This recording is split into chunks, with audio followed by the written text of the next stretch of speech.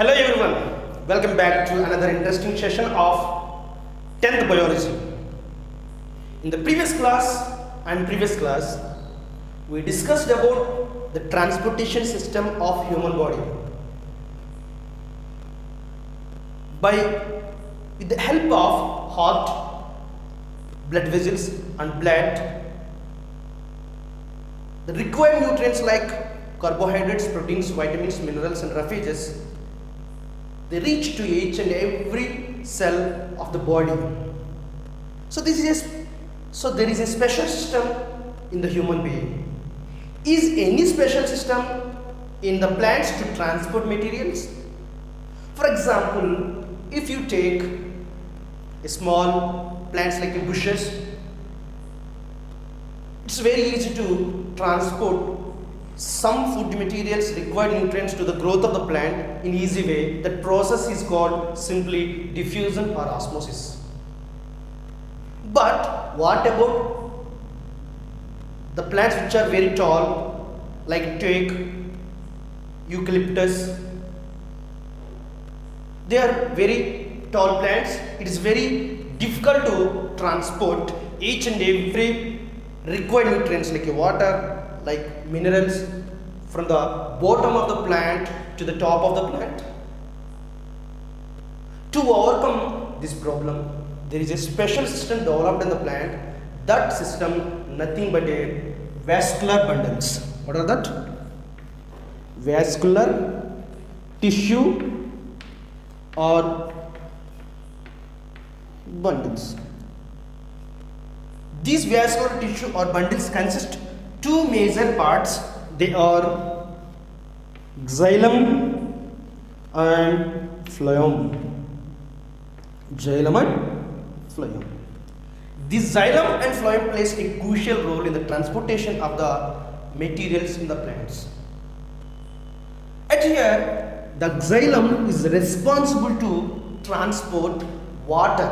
It is responsible to transport water from the bottom, from the roots to the top of the plant. And phloem, it helps to transportation of food materials like carbohydrates, proteins, different enzymes for the growth of the plant. These two type of vessels that plays a crucial role in the transportation of the plant. And how it is possible?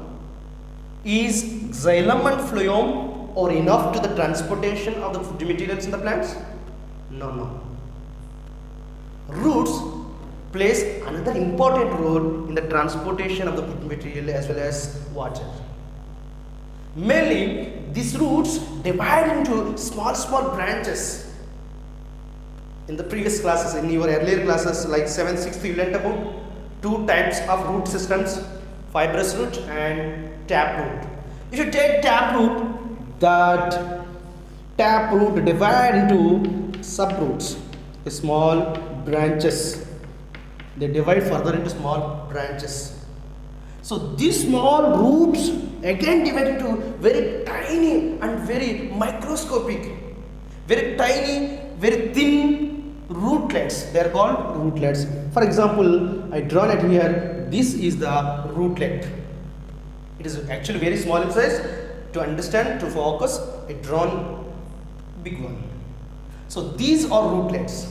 Where these rootlets are located? Yes, exactly. These rootlets are penetrated between soil particles. These rootlets are penetrate between the soil particles. There are number of the soil particles where that plant planted. So these soil particles consist moisture, water, as well as required gases like nitrogen, as well as some nutrients. These all substances are present in the soil. So these rootlets absorb nutrients, water and required materials from the soil and reach to the every part of the plant. How it is possible? Look at here, if you observe the rootlet structure. So this is the structure of the very hair-like structures. They are called rootlets.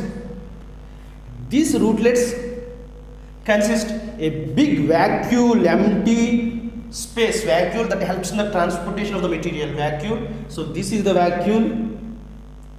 So between this cell, between this rootlet, at the center of the rootlet, there is a liquid substance, that is cell sap. It is called cell sap. And at here there is a nucleus at the center of the single celled rootlet. There is a nucleus, and so these all are blue colored dots are soil particles. This is a cell wall. So this is the structure of simple air rootlet. So these rootlets are made up of a single cell wall. This single cell wall made up of with one kind of cells. They are called podocytes. Know that? Podocytes. These podocytes consist of small pores, small holes. Through these pores, the transportation takes place, the exchange of the materials takes place. Now I am going to explain about that. Students, the water is present between the soil particles. Due to the presence of this moisture, due to the presence of this water,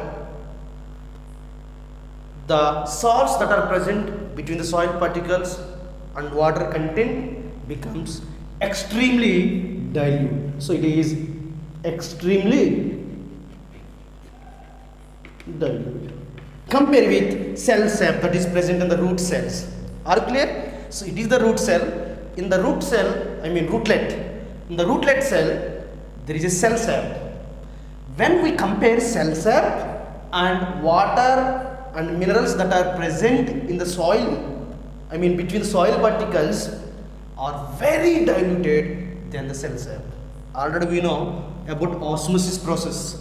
So osmosis means transportation or movement of the substances from lower concentration to higher concentration. The movement of the substances from lower concentration to higher concentration. So dear students, look at here, the water that is present between the soil particles diluted and cell sap concentrated. This one is concentrated, this one is dilute. According to osmosis process, the substance, water moves from lower concentration to higher concentration, that is cell sap. When this water enter into the cell sap, actually what is the characteristic of cell sap? It is concentrated. Due to adding of the water, this cell sap present in the rootlet becomes dilute. So by comparing this cell and this epidermal cell, it is epidermal cells, these are the epidermal cells. These epidermal cells, the portion present in the epidermal cells more concentrated and it is less concentrated. According to osmosis, the cell sap is diluted and epidermal cell content is concentrated. According to osmosis, it moves from low concentration to higher concentration. When this cell sap becomes and enter into the epidermal cell, the cell content becomes dilute. So it is dilute, less concentration. Beside cell, more concentration. Then low to high, according to osmosis. Again, when this content come to here, it becomes dilute, means less concentrated compared with neighbor cell. It is more concentrated. When this liquid portion enter into this place due to the osmosis process, again it becomes less concentration and beside one is more concentration. Again according to osmosis it moves to these cells. Like that, the transportation of the water and minerals are transported through the different cells, root cells called xylem and phloem by the process osmosis. So finally, by the osmosis process, that water, mineral salts enter into this sieve tube that is called xylem, then it pass up. So this movement of the water from lower concentrated cell to neighbor cell, when this goes to neighbor cell, that becomes low concentrated, again it moves to another cell. This process continuously takes place and it produces some pressure. That pressure is called root pressure. We will discuss about root pressure in the next module. Are you clear, dear students? Once again I am summarizing.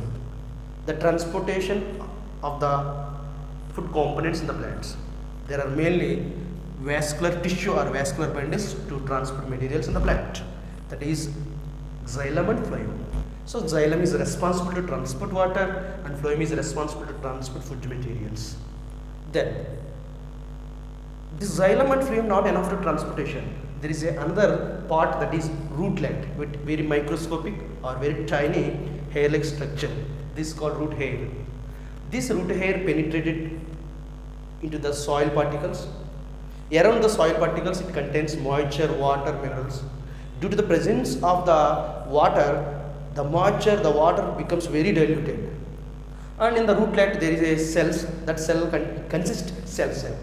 The cell sap concentration is more and water concentration is less. Then the water passes from the soil particles to cell sap due to the osmosis process. When water goes to the cell sap becomes dilute. Then by comparing this rootlet cell and epidermal cell, I mean neighbor cell, this is less concentrated, this is more concentrated. It moves lower concentrated to higher concentration due to the osmosis process. When this cell sap goes to this place, this cell content becomes dilute, I mean less concentration, neighbor cell more concentration, then low to high, the content transportation takes place. Like that, the transportation continuously takes place until it reaches the xylem. Then finally, this movement produce some force, that pressure is called root pressure. Due to root pressure, the movement of the water takes place at higher position of the plant. This is about the basic concept of the transportation of the materials in the plants. In the next video, I would like to explain about root pressure with an amazing